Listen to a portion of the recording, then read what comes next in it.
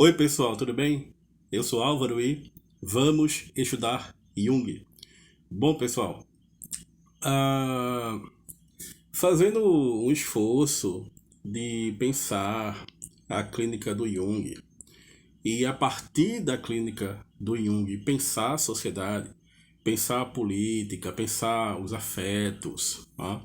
Pensar tudo aquilo que chega pra gente e pensar tudo aquilo que chega pra gente por meio dos nossos pacientes, tá? Porque é que eu tenho uma playlist aqui no canal sobre ser negro e junguiano, em que eu vou falar da questão do racismo, porque racismo é um problema de saúde mental no Brasil. Como diria a Neuza Santos, o racismo é a psicose brasileira, por exemplo. Racismo mata, racismo adoece, é por conta do racismo que a população negra é a que mais sofre com depressão, com ideação suicida, com transtorno de ansiedade, e isso chega na clínica. Esses elementos, esses complexos chegam na clínica. Então é necessário ter uma playlist para falar sobre este tema, me posicionando, inclusive, enquanto negro, né? Ou seja, eu, enquanto terapeuta, eu não estou fora da influência do inconsciente, tá? Eu nunca, jamais, em tempo algum, o terapeuta não é afetado.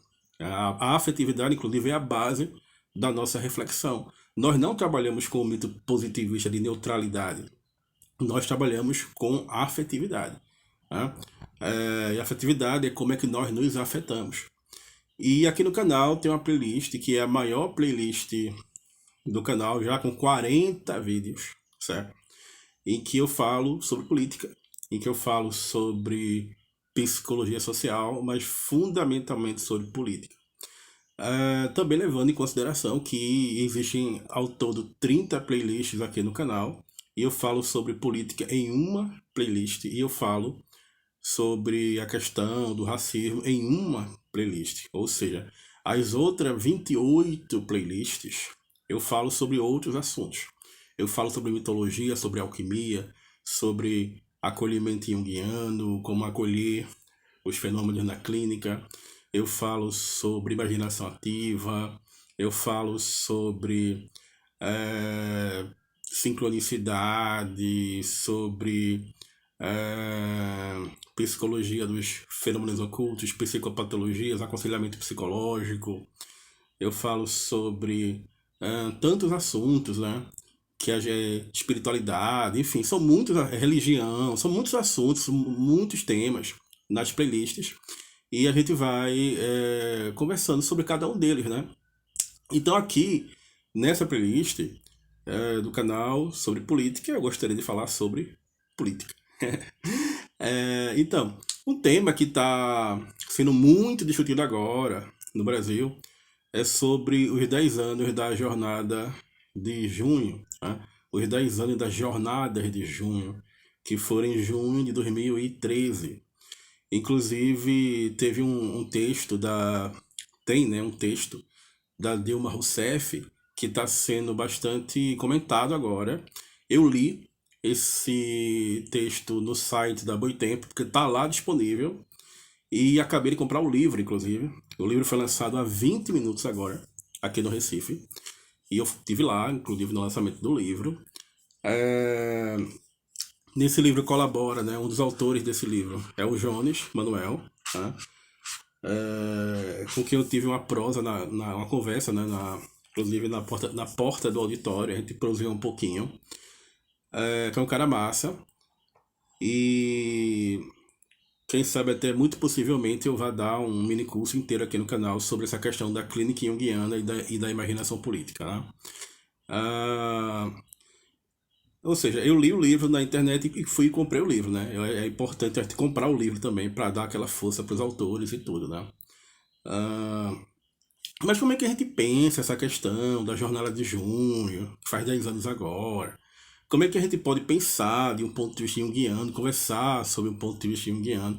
Bom, em primeiro lugar, eu gostaria de dizer que se você é de direita, que se você é bolsonarista, se você é conservador, se você é liberal, se você é comunista, se você é de esquerda, você sempre será bem-vindo aqui no canal. Porque eu me movimento melhor entre opostos, tá? Então, do mesmo jeito que eu agora acabei de dar um abraço em João Luiz Manuel, que é um dos poucos comunistas de fato que há no Brasil hoje, né? Jovem, 33 anos, um rapaz periférico, um rapaz que sabe o que é andar de ônibus, que sabe o que é levar baculejo da polícia, que sabe o que é morar de favela, que sabe o que quando chove não poder chegar no Recife. Quem mora no Recife sabe o que as chuvas representam aqui na cidade. Ah, e tem um discurso que é diferente dessa lógica do discurso identitário da esquerda atual, desse progressismo atual. Tem um discurso realmente marxista, realmente comunista. Mas se você for procurar na internet, tem gravação minha conversando no telefone com Olavo de Carvalho, né? Tem uma gravação eu conversando com Olavo de Carvalho pelo telefone, tá? Assim como, por exemplo, Rodrigo Constantino, que é um liberal também conhecido no Brasil, né? É um cara que frequentou minha casa e o grupo de estudo dele na época, Liberdade na Estrada, estava sem ter onde se alojar e ficar alojados aqui em casa e fizemos grupo de estudo e debate sobre economia aqui em casa. Assim como o Lucas Mafaldo, que é um cara ligado ao Silvio Grimaldi, que é outro bastante conhecido meu, e ligado ao Brasil Paralelo, que é o movimento da direita conservadora no Brasil. Lucas Mafaldo também frequentou minha casa. Então eu me sinto melhor no lugar de escuta e convivendo com esses opostos, né? Hoje em dia se utiliza uma expressão lugar de fala, né? Eu não utilizo lugar de fala, eu utilizo lugar de escuta. Eu procuro escutar, transitar e conhecer as pessoas e tentar enxergar os opostos para que eu não caia no abismo unilateral da consciência, né? A consciência, quando ela perde de vista o inconsciente, ela tende a o ego só conhece seus próprios conteúdos, o ego tende a inflar, né? É necessário ser sempre compensado pela opinião oposta.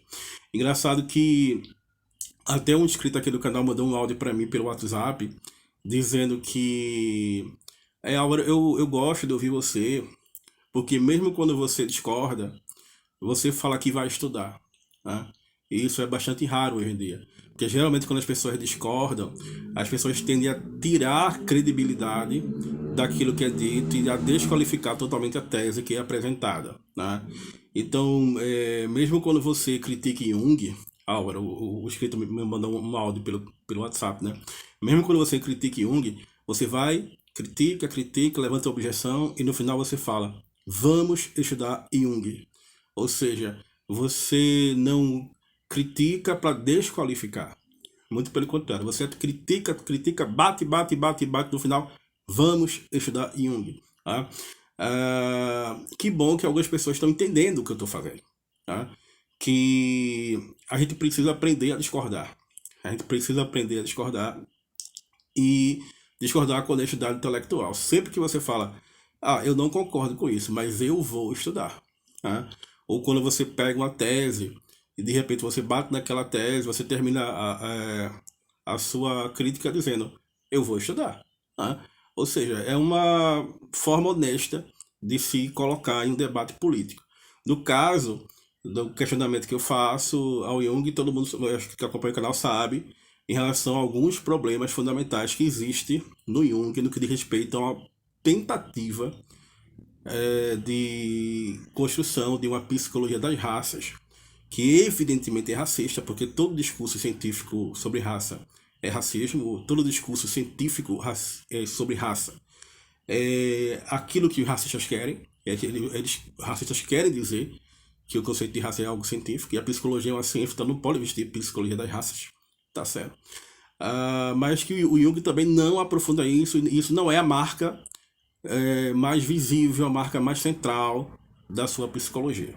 Tá certo? Cai de nós, graças a Deus. Mas os elementos estão lá. E eles precisam ser questionados e confrontados dialeticamente. E é isso que eu procuro fazer em vários vídeos também. Tá? Então, não se esqueçam, vamos estudar Jung, tá certo? E vamos aprender a discordar. Então, pessoal, eu gostaria de lançar assim, alguns pressupostos, né?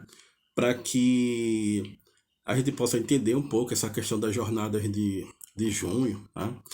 a partir de alguns processos psicológicos básicos, né? A primeira questão é a gente acordar a memória da gente, a gente reativar a memória da gente, que se passaram 10 anos já. E para a memória, conhecer é sonhar, né? A memória conhece sonhando. A memória é uma criação, né?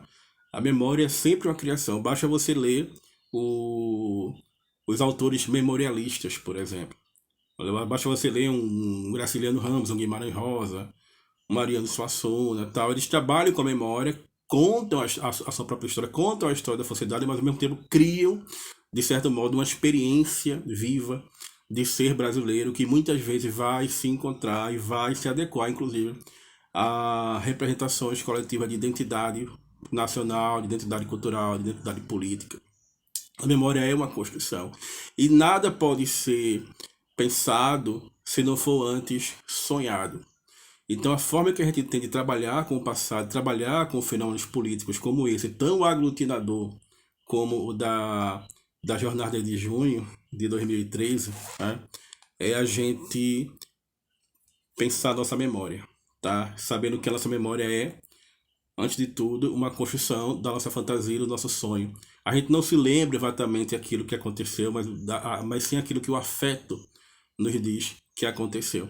E aí, quando a gente entra nesse processo de trabalhar a memória política e tentar construir, a partir dessa memória, uma imaginação política, a gente precisa, antes de tudo, aprender também a aceitar o lado noturno da alma.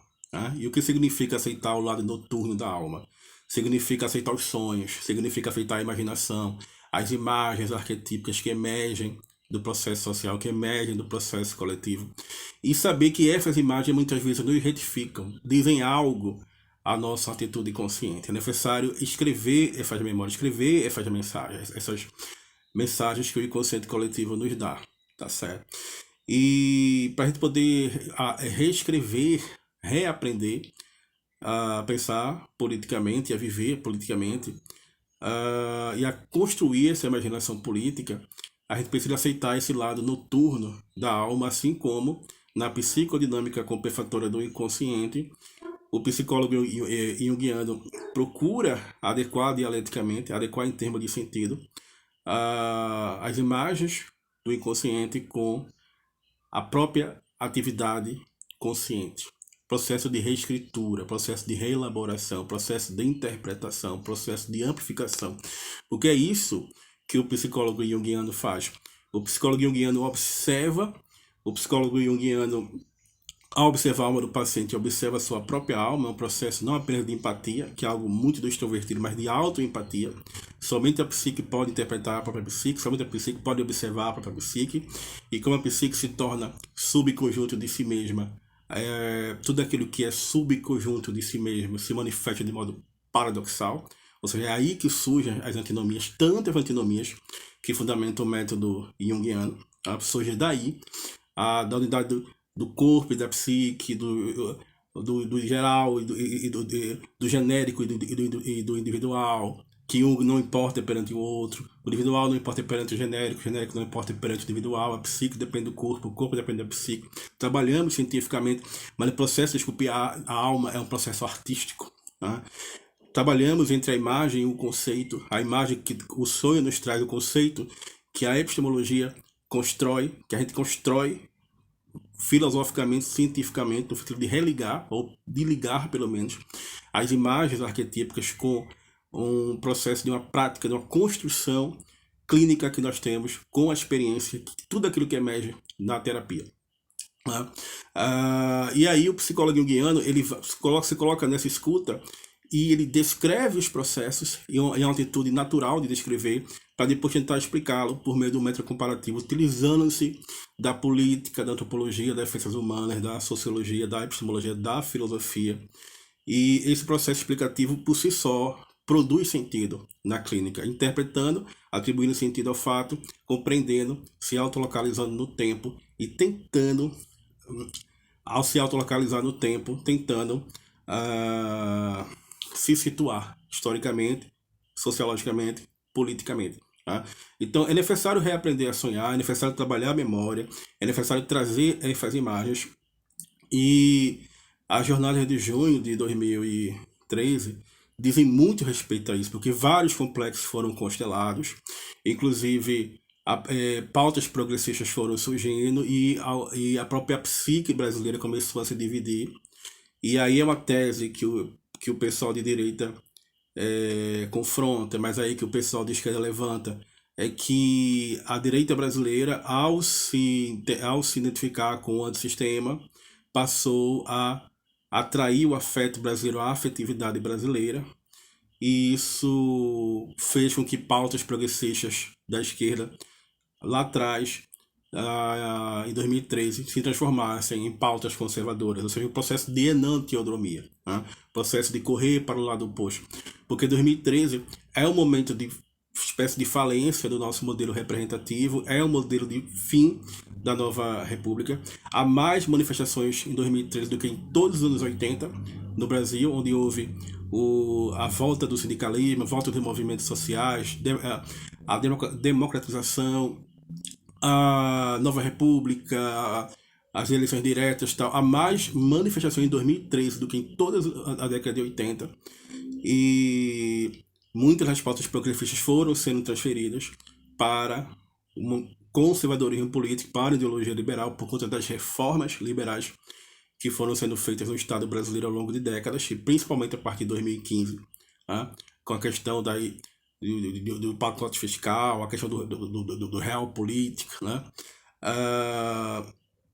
E isso faz com que o Pedro da história se mova, e o que é que a gente pode fazer enquanto psicólogo junguiano? Tentar entender, tentar compreender afetivamente esses sonhos, essas imagens arquetípicas que se manifestam, tá certo?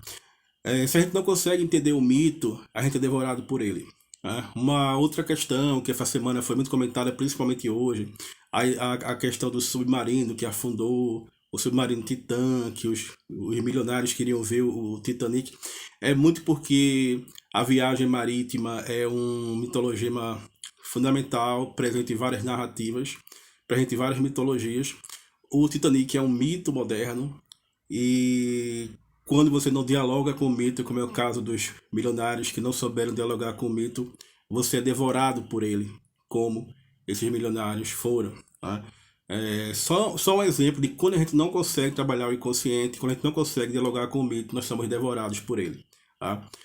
O Jung vai falar que uma das manifestações sombrias do inconsciente ao longo da história é como um grande ser devorador, tá? Ou seja, há um mito moderno, o Titanic, o Titã, o submersivo vai lá tentar, mas não consegue dialogar com algo que está constelado em si mesmo, e é devorado, e é despossuído, e é devorado por ele, tá?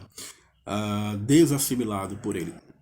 Então é isso, pessoal.